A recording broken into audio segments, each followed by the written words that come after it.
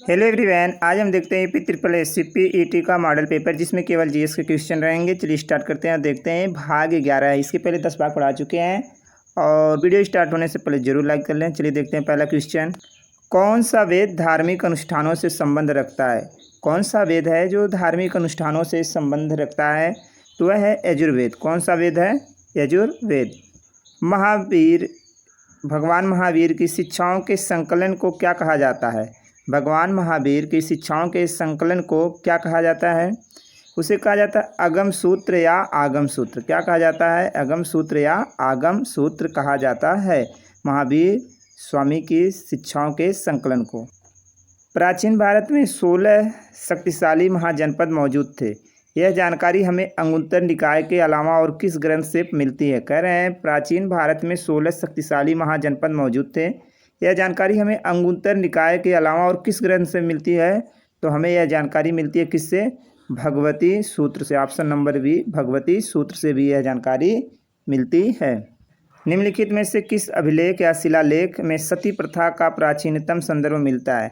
किस अभिलेख या शिलालेख में सती प्रथा का प्राचीनतम संदर्भ मिलता है? तो राइट आंसर होगा इसका भानुगुप्त का एरड़ अभिलेख। भानुगुप्त का एरड़ अभिलेख में मिलता है। वीडियो को जरूर लाइक कर लें। कंदरिया महादेव मंदिर का निर्माण किसने करवाया था? कंदरिया महादेव मंदिर का निर्माण किसने करवाया था? तो चंदेल शासकों ने। कौन करवाए थे? चंदेल शासकों। कंदरिया महादेव का मंदिर कहाँ है? MP यानी मध्य प्रदेश में है। मध्य प्रदेश में स्थित है। बलबन ने दिल्ली के निम्नलिखित सुल्तानों में से किसके शासनकाल के दौरान वास्तविक शक्तियां प्राप्त की थी? कह रहे हैं बलबन ने दिल्ली के निम्नलिखित सुल्तानों में से किसके शासन काल के दौरान वास्तविक शक्तियां प्राप्त की थी? तो नसीरुद्दौला मोहम्मद शाह। नसीरुद्दौला मोहम्मद शाह के समय में। अंग्रेजों ने स्वाली का युद्ध 1612 में किसके विरुद्ध लड़ा था? अंग्रेजों ने स्वाली का युद्ध 1612 में किसके विरुद्ध लड़ा था? तो इसका आंसर हो जाएगा ऑप्शन नंबर डी, पुर्तगालियों के खिलाफ। किसके खिलाफ? पुर्तगालियों के खिलाफ लड़े थे। गणेश महोत्सव का प्रारंभ किसने किया था? महात्मा गांधी, लोकमान्य तिलक, पंडित नेहरू, इंदिरा गांधी। कौन किए थे? तो गणेश उत्सव का प्रारंभ लोकमान्य तिलक किए थे। कौन किए थे? लोकमान्य तिलक। सुभाष चंद्र बोस का जन्म डैश में हुआ था? कब हुआ था सुभाष चंद्र बोस जी का जन्म? कब हुआ था? तो राइट आंसर है 1897 ईस्वी में हुआ था। कब? 23 जनवरी 1897 ईस्वी में कटक उड़ीसा में हुआ था।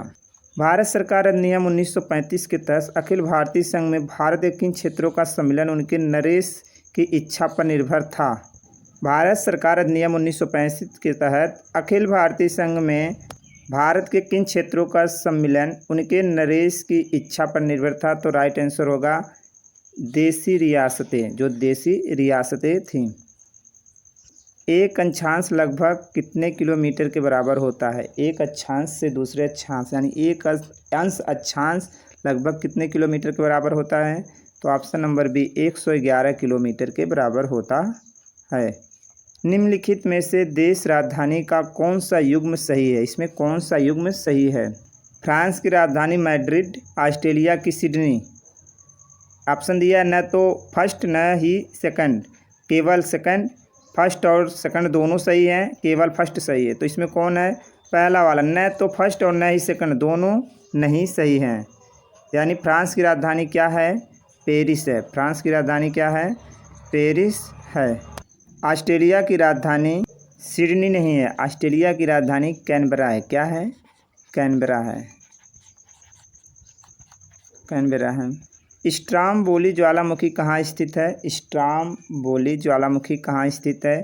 तो यह भूमध्य सागर में। कहाँ है? भूमध्य सागर में। यदि हांगोन नदी चीन का शोक है, यदि हांगोन नदी चीन का शोक है तो बिहार का शोक कौन सी नदी है? बिहार का शोक कौन सी नदी है? तो ऑप्शन नंबर बी, कोसी नदी बिहार की शोक कही जाती है। काजू उगाने के लिए किस प्रकार की मृदा सबसे उपयुक्त होती है?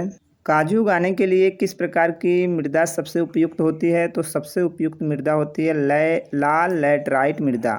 लाल लैटराइट मृदा काजू उगाने के लिए सबसे अच्छी मृदा होती है। निम्नलिखित में से कौन राष्ट्रीयकृत बैंक नहीं है? निम्नलिखित में से बैंकों में से कौन सा ऐसा बैंक है जो राष्ट्रीयकृत बैंक नहीं है?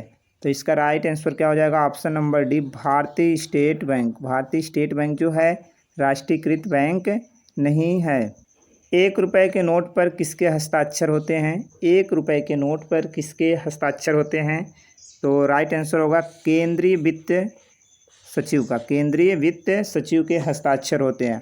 और सभी नोटों पर भारतीय रिजर्व बैंक के गवर्नर का साइन होता है। गवर्नर का साइन होता है।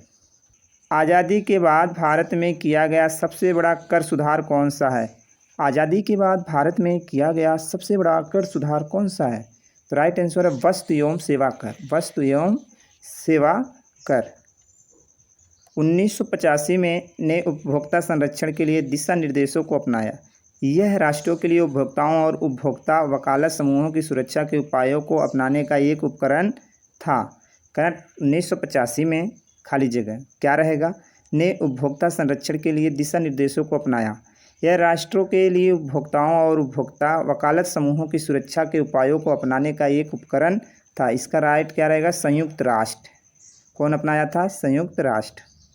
भारतीय संविधान की 8वीं अनुसूची में वर्तमान में कुल कितनी भाषाएं? भारतीय संविधान की 8वीं अनुसूची में वर्तमान में कुल कितनी भाषाएं हैं? 16 हैं या 18 हैं, 20 हैं या 22? तो राइट आंसर है 22 भाषाएं। टोटल कितनी भाषाएं? 22। नीति निर्देशक तत्वों के संदर्भ में निम्नलिखित कथनों पर विचार कीजिए। पहला विचार क्या है? संविधान के भाग 4 में नीति निर्देशक तत्वों का उल्लेख मिलता है। सही बात है। यह अनुच्छेद 36 से 51 तक उल्लिखित है। सही बात। भारतीय संविधान में इसे आयरलैंड के संविधान से ग्रहण किया गया। ये भी राइट है। तो इसमें केवल 2, केवल 3, केवल 1, 2, केवल 1, 2, 3 यानी तीनों। Option number D right answer. Bharat के संविधान के किस अनुच्छेद द्वारा राष्ट्रपति को उच्च न्यायालय का कार्यकारी या मुख्य न्यायाधीश नियुक्त करने की शक्ति दी गई है? कह रहे भारत के संविधान के किस अनुच्छेद द्वारा राष्ट्रपति को उच्च न्यायालय का कार्यकारी मुख्य न्यायाधीश नियुक्त करने की शक्ति दी गई है? तो राइट आंसर है अनुच्छेद 224 के अनुसार। अनुच्छेद 224 के अनुसार। वित्त आयोग एक निकाय है। वित्त आयोग जो है यह किस प्रकार का निकाय है? न्यायिक निकाय है या अर्ध न्यायिक व सलाहकारी है या फिर केवल सलाहकारी है या पूर्ण न्यायिक व सलाहकारी है? कैसा निकाय है?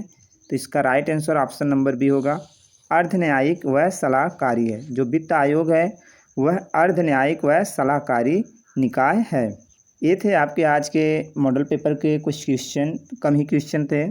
चलिए देखते हैं आगे अगले भाग में नेक्स्ट क्वेश्चन, अच्छे क्वेश्चन, इंपॉर्टेंट क्वेश्चन। वीडियो ये पसंद आई तो ज़रूर लाइक कर लीजिएगा और शेयर कर दीजिएगा अपने दोस्तों में। अधिक से अधिक शेयर करिए। कोई डाउट है तो कमेंट करके ज़रूर बताइएगा। कमेंट करके ज़रूर बताएं।